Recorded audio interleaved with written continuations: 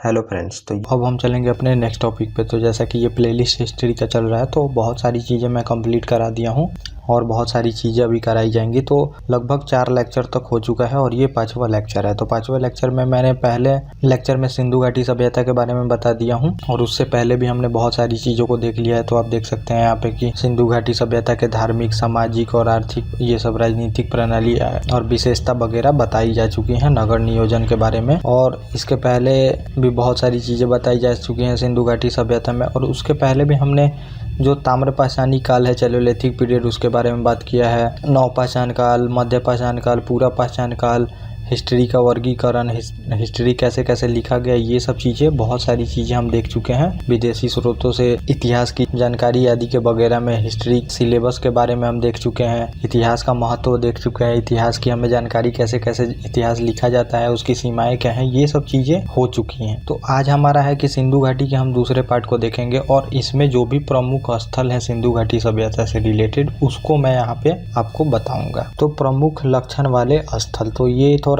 इस पे picture add करने से ये ऐसा हो गया है, लेकिन बाकी सब पेज सही है, तो ये आप थोड़ा सा यहाँ पे मैनेज कर लीजिएगा। तो पहले हम देखेंगे हड़प्पा को। हड़प्पा जो स्थल था तो ये 6000 ईसा पूर्व से लगभग 2600 ईसा पूर्व तक सुव्यवस्थित नगरीय सभ्यता और ये रावी नदी के किनारे है। और इसको जो खोजा है ये दयाराम साहनी ने किया है और माधव स्वरूप वत्स ने इसको मिलके खोजा है। और ये 1921 में इसकी खुदाई की गई है और पाकिस्तान के ये मोंटागोमरी जिले में स्थित है। अभी जो ये सभ्यता है वो वहाँ पे है, पाकिस्तान के मोंटागोमरी जिले में। तो अब हम देख लेते हैं कि यहाँ से प्रमुख चीजें क्या क्या पाई गई हैं, ये मैं यहाँ पे बता देता हूँ आपको। तो वर्तमान में पाकिस्तान में है पंजाब प्रांत। तो जो पंजाब अपना है तो अपना भी पंजाब है और कुछ पंजाब कहीं से जहाँ पे वो लोग बंटवारा हुआ था, तो कुछ पंजाब जो पहले इतिहास का था तो वो पाकिस्तान में भी चला गया है, तो वही इलाके में है अभी ये। और 1857 में लाहौर मुल्तान रेलवे लाइन जब बिछाया जा रहा था तब तो हड़प्पा नगर के ईंटों का इस्तेमाल वहाँ पे किया गया। तो हो रहा था कि जो रेलवे लाइन बिछाया गया था तो वहाँ के लेबर वहाँ से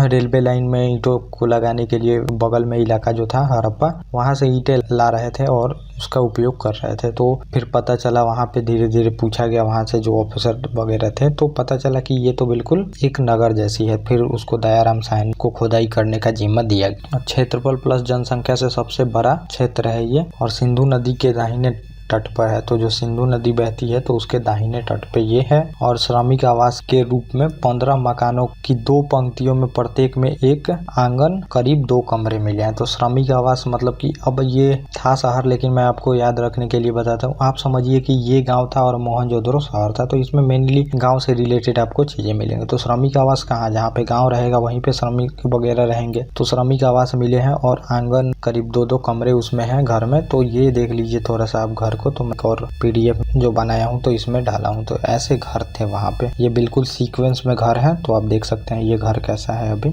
ऐसे घर थे, बिल्कुल श्रमिक आवास था, मतलब श्रमिक रहते थे। और गेहूं अनाज की संख्या अधिक मिली है इसमें। और R3F कब्रिस्तान भी मिले हैं, हड़प्पा से ही ये प्राप्त हुए। तो मतलब कि उनको दफनाया गया था, तो वो एक जो आदमी को दफनाया गया उसकी को कब्र को ये कहा गया है RS-37 कब्रिस्तान। और गेहूं अनाज की संख्या अधिक मिली है यहाँ पे, ये आप ध्यान रखिएगा। अन्नागार सबसे बड़ी इमारत यहीं से मिली है। तो इमारत मैंने देखा भी दिया कि कैसा होती है। और ये जो अन्नागार सबसे बड़ी इमारत मिली है, तो अन्नागार इमारत में मतलब कि अनाज रखा जाता था उसमें। आप समझ लीजिए कि उसमें अनाज रखा जाता था कि जो घर होते थे उसके अंदर में अनाज रखा जाता था। तो ये हड़प्पा से मिले हैं अन्नागार। और सभा भवन वर्गाकार यहाँ से मिला है। सभा भवन मतलब कि जो बहुत सारे लोग इकट्ठा होते हैं एक सभा में, जैसे कि आप देखेंगे कि पंचायत वगैरह में सभा जैसी ही चीजें होती हैं, तो हर एक लोग पंचायत मिलकर करता है, तो वैसे ही सभा भवन थी। और ये वर्गाकार थी जहाँ पे लोग जुट के सभा वगैरह करते थे, तो कोई काम के लिए वो करते होंगे वहाँ पे।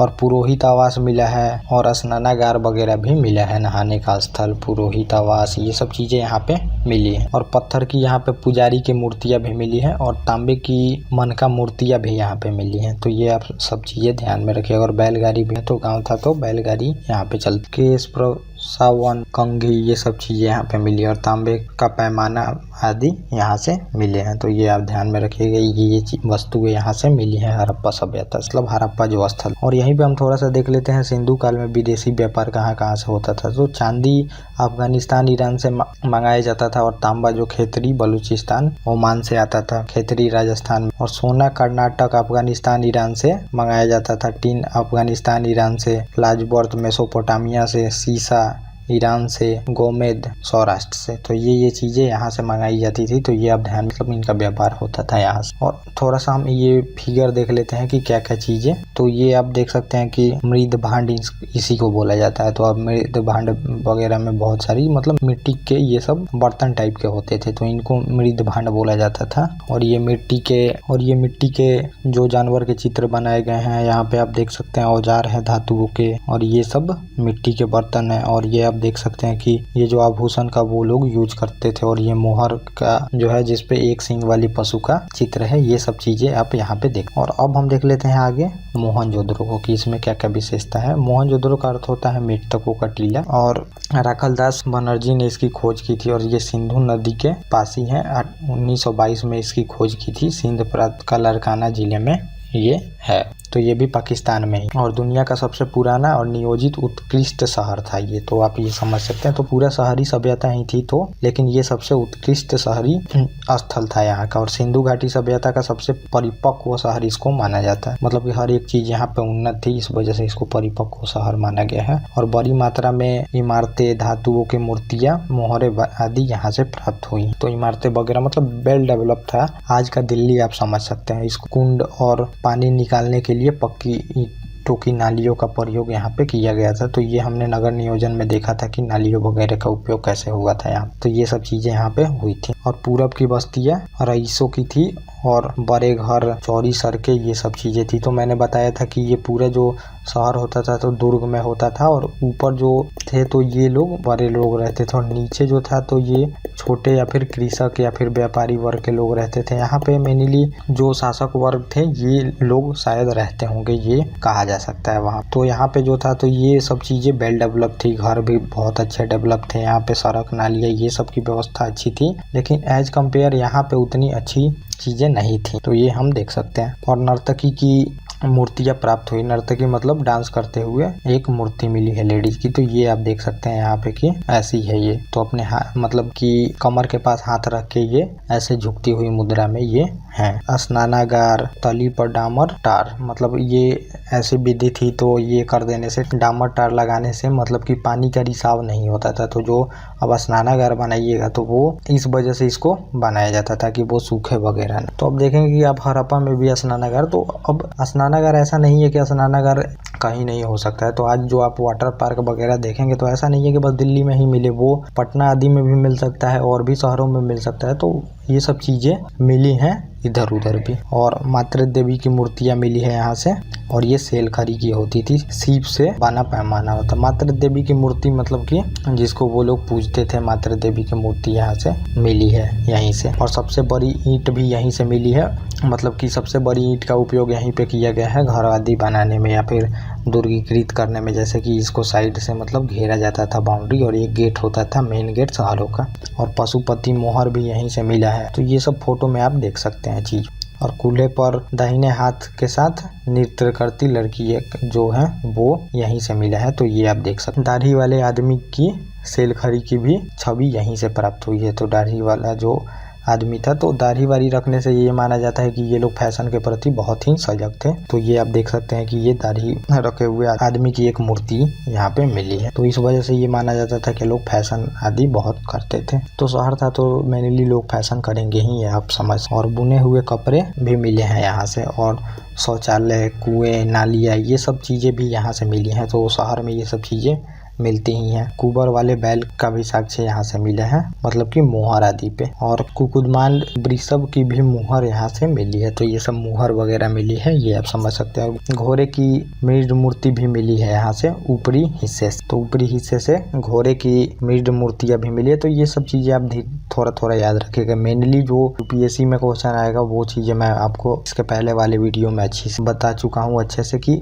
पॉलिटिकल स्ट्रक्चर, इकोनॉमिकल स्ट्रक्चर, ये सब चीज़ें लेकिन ये सब क्वेश्चन पीसीएस में कहाँ से कौन सी वस्तुएं मिली हैं। और मृद भांड मिले हैं काले और लाल रंग के। मृद भांड मतलब कि ये सब मिट्टी के बर्तन या फिर मूर्तियों वगैरह, तो ये सब पे जो मिट्टी के बर्तन थे तो इनको काले और लाल रंग से रंगा गया है। और मुहरे चौकोर वर्गाकार बैल के भी चित्र मिले हैं मोहरों, तो ये मैंने पहले भी बताया है। और पिगट ने सिंधु सभ्यता की जुड़वा राजधानी कहा है हड़प्पा और मोहनजोदड़ो को। करीब 182 किलोमीटर दूर था हड़प्पा से मोहनजोदड़ो। तो ये हमने मोहनजोदड़ो को देख लिया और प्रमुख स्थल वगैरह इसके देख लिए। तो अब हम देखते हैं चनहुदरो। और यहाँ पे वर्गाकार ईंटें भी मिली है, मतलब गोल ईंट भी यहाँ मिली है चनहुदरो से। और दुर्ग का अस्तित्व नहीं मिला है यहाँ से। तो दुर्ग मतलब कि जो ये चारों तरफ से बाउंड्री थी तो ये नहीं घेरा गया है यहाँ पे, ये बिना दुर्गीकृत शहर। बिल्ली के पैरों के अंकन वाली ईंटें मिली है, तो मतलब बिल्ली के पैर लगता था कि उस ईंटों पे रखी गई है, वैसी भी ईंटें यहाँ पे मिली है। और मनका बनाने का कारखाना मिला है यहाँ। मनका मतलब की होता है, आप समझ लीजिए, मनका मतलब होता है सुराही या जो आप देखते हैं जिसमें पानी भरा जाता है। तो गाँव में लोग आज भी पानी रखने के लिए सुराही का यूज करते हैं। तो मनका बनाने का कारखाना यहीं से मिला है। तवे बस्तियाँ की क्या थी, मतलब की अब यहाँ पे ये सब चीजें मनका बनाने की, तो यहाँ पे बस्तियाँ अधिक थी। यहाँ पे बस्ती मतलब कि छोटे छोटे इलाकों में लोगों का। और लिपस्टिक, काजल, कंघा, ये सब चीजें यहाँ से मिली हैं। तो मेनली ये आप फैशन का देख सकते हैं कि फैशन ज्यादा इस इलाके में प्रचलित था, तो इसी वजह से इसको घेरा ना गया हो शायद दुर्गीकृत, ताकि सभी लोग आ सके यहाँ पे फैशन वगैरह के लिए। तो उसमें रोक टोक किसी को होता। और झूकर संस्कृति व झागर संस्कृति के भी अवशेष यहाँ से मिले। तो झूकर जागर संस्कृति थी कुछ, तो उसके भी साक्ष्य यहाँ से मिले हैं। और किलेबंदी के साक्ष्य यहाँ से नहीं मिले हैं। तो अब मैंने बता ही दिया कि ये दुर्ग। और हाथी एवं कुत्ते द्वारा बिल्ली का पीछा करते हुए भी दिखाया गया, मतलब पैरों के पंजों के छाप मिले हैं। तो शायद हाथी कुत्ते को पीछा कर रहा हो और कुत्ते बिल्ली को पीछा कर रहा हो। तो ये यहाँ पे पश्चिम प्राप्त हुआ है यहाँ। और ये सिंधु नदी के किनारे है। और गोपाल मजुमदार ने 1931 में इसकी खोज की थी। और सिंध प्रांत में ये है पाकिस्तान के, ये आप यहाँ पे याद रखेंगे। एक सिक्का मिला है जिस पर घड़ियाल प्लस मछलियों के भी चित्र हैं, तो ये आप ध्यान रखिएगा। और मिट्टी के पकी हुई पाइप नुमा नालियां भी से मिली। तो अब हम आगे देख लेते हैं लोथल के बारे में। तो लोथल एक महत्वपूर्ण बंदरगाह था, तो ये गुजरात के पास था। गुजरात के पास यहाँ पे आप देखा, मैंने जब मैप बता रहा था तो मैंने आपको दिखाया था। तो ये गुजरात के पास था, इस वजह से ये एक बंदरगाह था। एकमात्र ये और एकमात्र कहा जा सकता है ये बंदरगाह था उस टाइम। और यहाँ पे शंख के कार्य करने वाले प्लस दस्तकारों और ताम्र कर्मियों के कारखाने मिले हैं। तो मतलब दस्तकार यहाँ पे थे जो कि शंख वगैरह, ताम्र कर्मियां मतलब तांबे के वस्तु के औजार बनाते थे, यहाँ पे ये मिला है यहाँ से। और नगर दुर्ग विषय चतुर्भुजाकार था, तो मतलब कि जो नगर दुर्ग था तो ये चतुर्भुजाकार था, तो ऐसे आप देख सकते हैं। और पश्चिमी और विभिन्न आकार के 11 कमरे प्रयोग या दाना बनाने वाले फैक्ट्री भी मिले हैं। तो अब ये सब फैक्ट्री यहाँ पे बैठाए गए होंगे ताकि यहीं से नजदीक में बना के सामान को भेज दो। मनके बनाने की फैक्ट्री है ये, जो फैक्ट्री आपको मिले हैं 11 कमरे वाले, तो ये मनके बनाने की फैक्ट्री है। तो मन का मतलब मैंने बताया था कि आपको सुराही टाइप का जो आप आज देखते हैं, तो ऐसे सुराही टाइप का ये मन का था। तो ये बनाने के लिए यहाँ पे एक फैक्ट्री भी थी। और यहाँ से समाधियाँ भी मिली है, तो महापुरुष वगैरह लोग होते होंगे यहाँ से। अब हर एक तरह के लोग यहाँ पे रहते होंगे, क्योंकि लोथल ये एक बंदरगाह था, तो यहाँ पे महापुरुष वगैरह होंगे, वो समाधि वगैरह भी लिए होंगे। और हाथी दांत के भी फरमान यहाँ से मिले हैं, पैमाने। और मनका बनाने के कारखाने, तो यही था मनका बनाने का कारखाना। और चावल के भी साक्ष्य यहाँ से मिले हैं, प्लस चावल की भूसी जो होती है, धान की भूसी अब बोलते हैं, उसके बाद चावल निकलती है धान से, तो एक भूसी बट जाती है और एक चावल। तो धान भी और चावल भी मिले हैं यहाँ से और भूसी भी मिली। और शतरंज का खेल भी यहाँ से मिला है, शतरंज के मतलब खेल का परिणाम। और अग्निकुंड मिली है यहाँ से कालीबंगा से भी, और कालीबंगा से भी मिली है, और अग्निकुंड लोथल से भी मिली है। अग्निकुंड मेनली यज्ञ वगैरह कराया जाता होगा यहाँ पे, व्यापार वगैरह यहाँ से होता होगा, तो वो लोग कराते होंगे, बड़े बड़े जो व्यापारी वर्ग के लोग। और भोगवा नदी के किनारे ये है। और 1855 और 1962 में रंगनाथ राव द्वारा ये किया गया था इसका खोज। और अहमदाबाद जिले में है ये निर्मित। और मानव निर्मित बंदरगाह भी मिले हैं, बंदरगाह जहाँ से व्यापार होता है, तो अब बंदरगाह भी बनाया गया होगा यहाँ पे ताकि व्यापार हो सके, क्योंकि ये एक बंदरगाह ही था लोथल। तो और भी बंदरगाह यहाँ पे आसपास में बनाए गए होंगे मानव द्वारा, मतलब कि समुद्र के किनारे। और रंगाई कुंड भी मिले हैं यहाँ से। मिट्टी के बने नाव भी मिले हैं। रंगाई कुंड मतलब कि अब जो ये सब मनके वगैरह बनाए जाते होंगे तो उसको रंगाई वगैरह इसमें किए जाते होंगे। और मिट्टी के बने नाव भी मिले हैं यहाँ से। और आटा की पत्थर की चक्की भी, टाइम आटा इसे पीसा जाता होगा, जो चक्की आप घर में देखते होंगे बहुत पुराने, कैसे चक्की में दाल वगैरह पीसा जाता होगा तो वो हाथ से पीसते थे। तो ये सब चीज़ें वहाँ पे मिली। और ये यहाँ पे मेरे से गलती हो गई, मतलब कि मैं एक बुक में देखा था तो वो गलत ही लिखा था बुक में। तो मुझे याद आया यहाँ पे कि ये जो हाथी एवं कुत्ते हैं तो यहाँ पे हाथी नहीं होगा, क्योंकि हाथी के साक्ष्य यहाँ से मिले नहीं है मोहनजोदड़ो से, इस वजह से ये तो नहीं होगा यहाँ पे। तो कुत्ते के द्वारा बिल्ली का पीछा करते हुए एक जो चिन्ह है वो देखा गया है चंद्रहुदरो में। तो कुत्ता जो बिल्ली का पीछा कर रहा था तो वो ईंटों पे वैसे चिन्ह ऐसे ऐसे बन गए हैं, मतलब वहाँ पे। और पीछे जैसे कुत्ता यहाँ पे उसका पीछा कर रहा है ये चिन्ह बने हैं, और आगे बिल्ली भाग रही है उसके पैरों के चिन्ह बने हैं। तो ये आप ध्यान में रखिएगा, ये मैं एक बुक से देखा था तो वो गलत उसमें लिखा था। तो अब हम चलते हैं आगे और आगे देखते हैं हम सुर कांगेडोर, दक्षिण बलूचिस्तान में ये है। तो ये भी समझिए पाकिस्तान में ही है। और यहाँ से बेबीलोन से व्यापार करने का साक्ष्य मिला है। तो ये सब उधर मध्य एशिया में ये सब सभ्यता जो मैंने मेसोपोटामिया की, तो वो भी 4 भागों में बटी थी। तो वहाँ से व्यापार वगैरह करने का साक्ष्य मिला है यहाँ से। और समुद्र तट पर अवस्थित एक बंदरगाह टाइप का था। तो लोथल एक बंदरगाह था और ये भी एक बंदरगाह था। तो ये जो पड़ेगा तो ये समझिए कि पाकिस्तान के इलाके में पड़ेगा, वहाँ पे ये बंदरगाह था। तो ये आप देखेंगे कि जैसे कि ये गुजरात था तो अब यहाँ से पाकिस्तान पड़ता है इधर। तो ये बिल्कुल यहाँ पे था सुर कांगेडोर।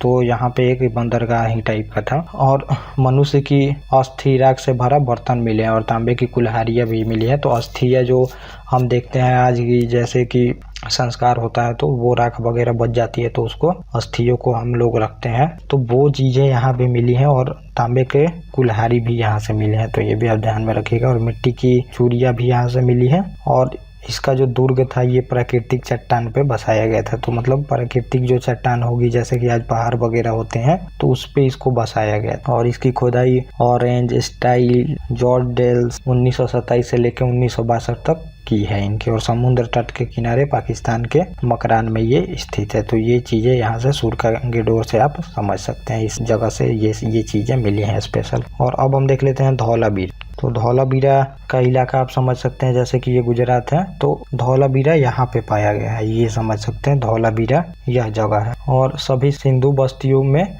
सबसे बड़ी साइट यहाँ पे मिली है। तो ये जो बस्तियाँ थी तो ये पहले आप मान सकते थे कि सबसे बड़ी धौलावीरा बस्तियाँ थी, लेकिन अभी सबसे बड़ी राखीगढ़ी को माना जाता है। तो मैंने पहले हड़प्पा को भी बताया था कि वो क्षेत्रफल और जनसंख्या की दृष्टि से सबसे बड़ी थी, लेकिन अब अलग अलग किताब में और अलग अलग खुदाई के साथ ये सब स्थलें बदलते रहती हैं और बढ़ते रहते हैं। तो अभी मैं आपको बता देता हूँ कि सबसे बड़ी है राखीगढ़ी आप देख सकते हैं सबसे बड़ी है। और उसके बाद है धौलावीरा, उसके बाद होता है कि धौलावीरा उसके बाद मतलब बड़ी है, लेकिन पहले ये बड़ी थी। और उसके बाद आपको आएगा मोहनजोदड़ो और इसके बाद आएगा हड़प्पा। तो ये आप अपने मतलब याद रखेंगे कि ये सबसे बड़ा ये था और दूसरे नंबर ये था, तीसरा नंबर ये था और चौथा नंबर ये। तो ये अभी करेंट सिचुएशन है, धौलावीरा दूसरे स्थान पे आता है। तो पहले ये था तो ये ऐसे लिखा गया है। और मैंने हड़प्पा बताया था तो वो कुछ किताबों में आप देखेंगे कि हड़प्पा को सबसे बड़ा स्थल बताया गया। और कभी कभी आप देखेंगे कि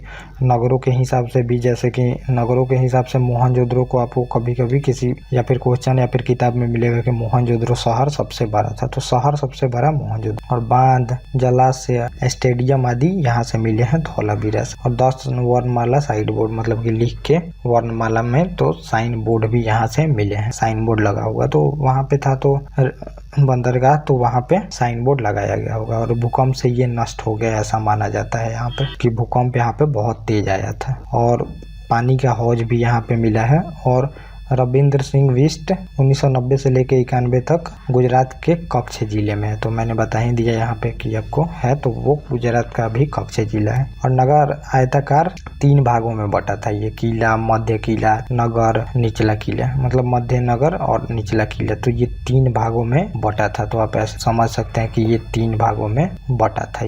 तो 3 भागों में ये बटा था। और किला होगा तो मतलब यहाँ पे किला होगा सबसे ऊपरी, जो ऊपर रहते थे उनको किला से घिरे हुए रहता था। मतलब वहाँ पे अमीर वगैरह या फिर जो शासन प्रशासन के लोग थे वो रहते थे ऊपरी भागों। और एक विशाल जलाशय मिले हैं जो कि 88-80 मीटर और 12 × 12 गहराई और चौड़ाई ये सब का आंकड़ा है। और अब हम देख लेते हैं कि रंगपुर के बारे में। रंगपुर ये गुजरात में है, तो रंगपुर भी यहाँ पे पड़ेगा, आप समझ सकते हैं कि यहाँ पे रंगपुर, तो ये भी गुजरात में है। और चावल के साक्ष्य यहाँ से मिले हैं और पूर्व हड़प्पा कालीन संस्कृतियाँ भी मिली है अवशेष, मतलब उसके, तो पूर्व हड़प्पा कालीन संस्कृति है, ये सब जो आप नौ पहचान, ताम्र पहचान, ये सब चीजें देखते हैं थे, वो भी चीजें यहाँ से पाई गई हैं, उसकी भी मतलब कुछ कुछ अवशेष वगैरह। और प्लस उत्तरोत्तर हड़प्पा संस्कृति के भी साक्ष्य मिले हैं, मतलब हड़प्पा संस्कृति के बाद के भी साक्ष्य मिले हैं। और कच्ची ईंटों के दुर्ग, मतलब कि कच्ची ईंटों से जो दुर्ग बनाए जाते थे, तो वो दुर्ग भी मिले हैं इससे, दुर्ग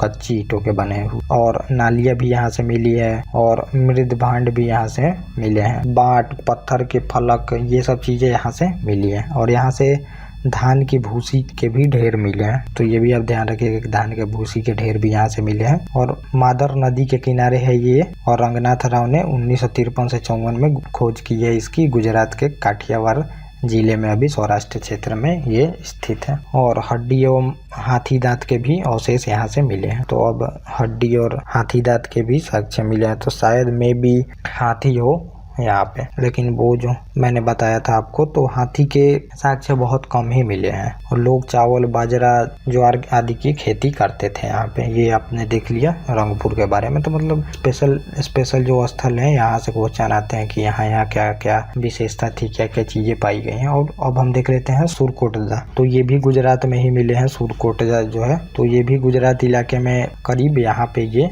मिला है, गुजरात के। और घोड़े के अस्थि एवं अनोखी कब्रगाह यहाँ से मिली है, तो अनोखी कब्रगाह भी यहाँ से मिली है। और घोड़े के अस्थियां भी यहाँ से मिली, अस्थियां मतलब हड्डी। सुरकोटदा के दुर्ग एवं नगर क्षेत्र एक ही रक्षा प्राचीर में सीधे गद्दी तथा आवास क्षेत्र में विभाजित, तो जो सुरकोट का दुर्ग और जो नगर क्षेत्र थे, तो वो एक ही रक्षा प्राचीर में घिरे थे। तो जो दुर्ग होगा और नगर होगा वो एक ही प्राचीर रक्षा क्षेत्र में घिरे थे, ये आप समझ सकते हैं। और कब्र बड़े आकार से ढकी, प्लस कब्रिस्तान में कलश, सावधान, ये सब चीजें मिली हैं, तो बड़े, तो ये सब चीजें मतलब मिली हैं कब्र वगैरह से, कि बड़े आकार से ढकी हुई, मतलब कि पत्थर के बीच में दफना के उसको ढका वगैरह गया होगा, ताबूत बनाया गया होगा, ये सब चीजें। और कब्रिस्तान में कलश वगैरह मिले हैं, सावधान। और गुजरात के कच्छ जिले में स्थित है ये, और खोज 1964 में जगपति जोशी ने की थी इसकी खोज। और अब हम देख लेते हैं कालीबंगा के बारे में। कालीबंगा, इसका अर्थ होता है काले रंग की चूड़ियाँ। और मिश्रित फसल यहाँ से मिले, मतलब कि बहुत तरह के फसल यहाँ पे होते थे, और या होते थे, मिश्रित फसल यहाँ से मिले हैं। और बेलनाकार मोहर यहाँ से मिली है, और 7 आग वेदिकाएं मिली है। और जानवरों की हड्डियां भी यहाँ से मिली है। और मकाने कच्ची ईंटों से बनी होती थी यहाँ पे, तो सभी जगह तो पक्की ईंटें थी, लेकिन कालीबंगा से आप कच्ची ईंटों से मकाने बनी हुई देखेंगे। और जुते हुए खेत के भी साक्ष्य मिले हैं। और घग्गर नदी के किनारे है वीबी लाल एवं बीके थापर द्वारा 1953 में राजस्थान के हनुमानगढ़ जिले में ये मिला है। तो आप देख सकते हैं कि यहाँ पे मिला है ये, जो ये राजस्थान है। और उसके बाद ये हमारा जब यहाँ से होता है, तो ये बिल्कुल इस इलाके में मिला है यहाँ कालीबंगा। और लकड़ी का हल भी मिला है यहाँ से, और ऊँट की हड्डियां भी मिली है यहाँ से। तो ये समझिए, देखिए कौन कौन से जानवरों की चीजें मिल रही है यहाँ पे। और निचला शहर भी किले से घिरा हुआ एकमात्र स्थल ये है। तो जैसे 2 तरह के मतलब क्षेत्र थे यहाँ पे, तो निचला क्षेत्र भी किला घिरा हुआ था। तो एक क्षेत्र में तो ऐसे पुरोहित वगैरह लोग रहते थे, तो ये ऊंचाई पे होते थे। और फिर यहाँ पे भी लोग निचले किसी किसी इलाकों में रहते थे, तो ये सब चीजें कवर करके यहाँ पे घेरी गई। किले घिरे में भी 2 तरह के होते थे, एक तो बाउंड्री होता ही था शहर का, फिर एक यहाँ पे भी घिरा होता रहता था। लेकिन इन सब का एक ये भी घिरा हुआ यहाँ पे मिला है, निचला शहर भी। और अगला है मांडा, तो ये हम देख सकते हैं चेनाब नदी के पास में। और विशेष प्रकार के मृद भांड यहाँ से मिले हैं, मिट्टी के बर्तन। मृद भांड मिट्टी के बर्तन को कहा जाता है। और पकी हुई मिट्टी की पिंडिकाएं, टेराकोटा आदि मिली है। और मनका का मतलब आप ये समझ सकते हैं कि सुराही टाइप का होता था, तो ये आप देख सकते हैं ऐसे, जो आज पानी भरने में मतलब कि गाँव में उपयोग होता था, तो ऐसा बड़ा बड़ा मिला है यहाँ से मन का। और 28 किलोमीटर जम्मू में है, तो फैला है इतने इलाकों में। और अब हम देख लेते हैं अगला दैमाबाद। तो बहुत सारे इलाकों को हम देख लिए। तो दैमाबाद है कि गोदावरी नदी की सहायक प्रवरा नदी के तट पे है ये, और भारत के महाराष्ट्र में अहमदनगर जिले में ये, और पीबी बोपदीकर द्वारा खोजा गया है इसको। और पकी हुई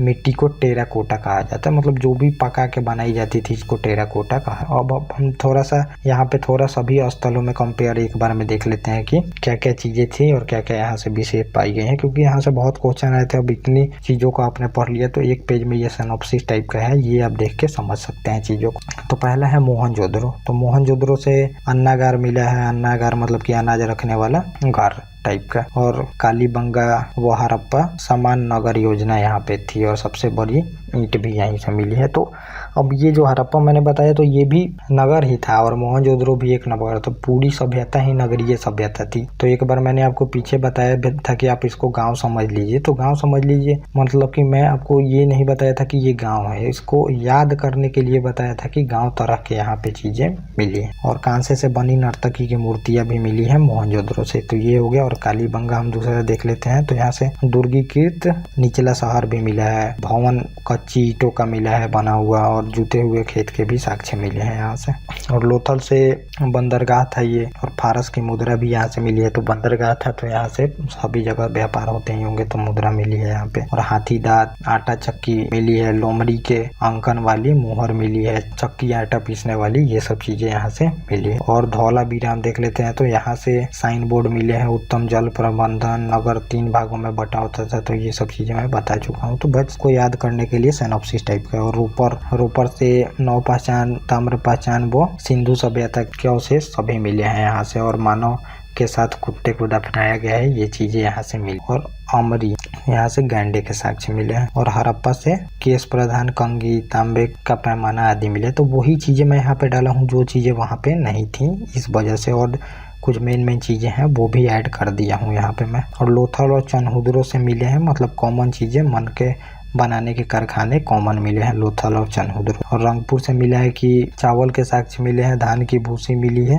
भूसी का ढेर, चावल आदि ये सब चीजें मिली है यहाँ से। और बनवाली 1974 में इसकी हरियाणा के हिसार जिले में है ये बनवाली। और मिट्टी के हल यहाँ से मिले हैं, जौ, मन के, और संस्कृतियाँ वगैरह ये सब यहाँ पे थी। तो ये चीजें हो गई। अब हम थोड़ा सा यहाँ पे देख लेते हैं कि आखिर में सिंधु घाटी जो सभ्यता थी इसका पतन कैसे हो गया। इतनी बड़ी सभ्यता, इतनी सारी विशेषता देख ली, बड़ी उत्तम प्रणाली, शहर नियोजन, ये सब चीजें आप देख ली, और इतने सारे स्पेशल जगह ये चीजें मिली है, लेकिन इसका पतन क्या हो गया तो इसके बारे में हम देख लेते हैं कि क्या क्या बात। प्रशासनिक शिथिलता के कारण, जॉन मार्शल यहाँ पे बोलते हैं कि प्रशासनिक स्थिरता खत्म हो गई, और लोग अपने में ही ये सब धीरे धीरे सभ्यता समाप्त हो गई अपने में। लोग मतलब कि पूरा प्रशासन तंत्र ही खराब हो गया, जाके धीरे धीरे ये सभ्यता ही नष्ट हो, लोग इधर उधर चले। और दूसरा है बाढ़ के कारण। तो सबसे ज्यादा इसको प्रमाणित माना जाता है अर्नेस्ट मैके एवं जॉन मार्शल ये बताए हैं। तो ये अब ध्यान रखिएगा, मतलब यहाँ पे बोला जाता है कि 10 पॉइंट, मतलब कि 10 से ऊपर तक बाढ़ आई थी, तो वो नापने में तो ये पूरा शहर ही डूब गया होगा। तो सिंधु, सतलज, ब्यास, झेलम ये सब नदियां वहाँ पे हैं। तो एक बार बहुत ज्यादा बाढ़ आ गई और सभी डूब के मर गए थे। तो जो मोहनजोदड़ो आप मूवी देखेंगे तो उसमें भी यही कारण को दिखाया गया। और तीसरा कारण बोला जाता है जलवायु परिवर्तन के कारण, और एल स्टाइन बोलते हैं इसको कि जलवायु परिवर्तन हो गया, इस वजह से भी ये लोग, मतलब ये सभ्यता नष्ट हो गई। मतलब अब जलवायु ही या पूरा गर्म हो गया होगा या फिर ठंडा हो गया, तो गर्म तो नहीं, ठंडा तो नहीं हुआ, गर्म हो गया होगा। तो पूरे ये लोग मतलब कि जलवायु परिवर्तन से, जैसे आज आप ग्लोबल वार्मिंग वगैरह देखते हैं, तो ये सभ्यता ही नष्ट हो गई। और भूतात्विक परिवर्तन के कारण भी लोग बोलता है कि जैसे कि भूकंप वगैरह, MR सादसी ये बोलते हैं कि ये सब भूतात्विक परिवर्तन हुआ बहुत सारा, तो या फिर ज्वालामुखी ये सब चीजें आई होंगी, या फिर भूकंप वगैरह के वजह से ये मतलब ये सभ्यता ही खत्म हो गई। और आग लगाकर हत्या, DD कोशाम्बी बोलते हैं कि आग लगाकर सभी अपना हत्या कर लिए। तो ऐसा तो नहीं हो सकता कि लोग मरना चाहें, और मरना भी चाहें तो सभी लोग मरना चाहें।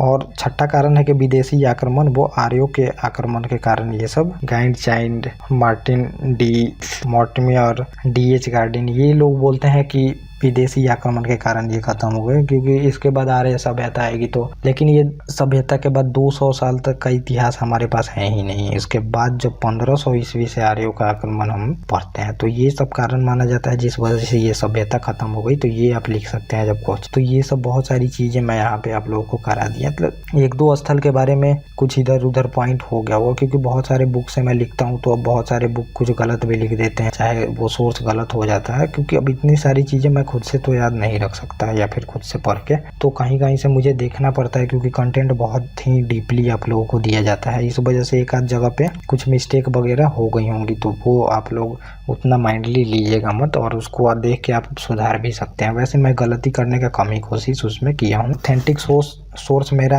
NCERT ही रहता है, तो NCERT से ही चीजें ज्यादा मैं लिखने की कोशिश करता हूँ, क्योंकि गवर्नमेंट का बुक है तो मेनली क्वेश्चन वहीं से बनाने का कोशिश किया जाता है। तो ये सब चीजें भी आप देख लिए, ये सब जो मोहर वगैरह है और ये सब मूर्तियां वगैरह जो मिली हैं, और ये देख सकते हैं कि आप ये सब पहनने का फैशन का ये सब चीजें थी। तो ये सब चीजें मैं दिखा दिया, और ये हड़प्पा सभ्यता बहुत डीपली आप लोगों को खत्म कर दिया गया है। तो इसके बाद हम वैदिक सभ्यता देखेंगे, और उसको भी काफी डीपली और काफी कॉन्सेप्चुअल चीजें देखेंगे, ताकि हमारा क्वेश्चन ना छूटे। तो ये सब नाली वगैरह बनाने की आप विधि देखें, घर कैसे थे, तो ये सब चीजें आपको कंप्लीट करा दी गई। और उसके बाद हम देखेंगे मेनली वैदिक सभ्यता। तो ये भी हम देखेंगे कि आर्य कहाँ से आए थे, वैदिक सभ्यता क्या थी, बहुत कॉन्सेप्चुअल बताया जाएगा इसमें। और उसके बाद हम सीधे कंपेयर करेंगे उत्तर वैदिक काल और ऋग वैदिक काल के बारे में, राजनीतिक स्थिति, आर्थिक स्थिति, ताकि क्वेश्चन बिल्कुल कंपेयर करने वाला ही और कंफ्यूजन क्रिएट करने वाला होता है। तो ये सब चीजें मैं आपको बहुत ही अच्छे से कंपेयर कर दूंगा, और इसमें ये सब चीजें हम देखेंगे, धर्म वगैरह उनकी।